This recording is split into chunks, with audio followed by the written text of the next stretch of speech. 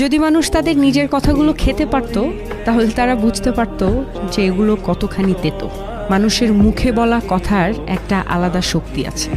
কখনো কখনো আমরা রাগে, অভিমানে বা অবহেলায় এমন কিছু বলে ফেলি যা শুনতে অন্যের জন্য খুব কষ্টকর হয়ে যায়, অথচ আমরা সেটা বোঝার চেষ্টা করি না কখনো।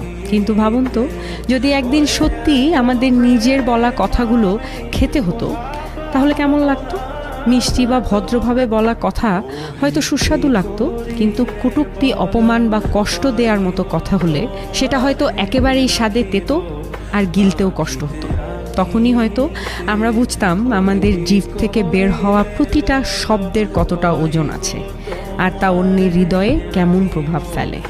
তাই কথার আগে একটু ভেবে বলা জরুরি, কারণ কথার কোনো ওষুধ নেই। একবার বলে ফেললে তা আর ফেরানো যায় না কখনো। নিজের কথাই যদি একদিন নিজের কাছে তিতে হয়ে ওঠে, সেটাই হবে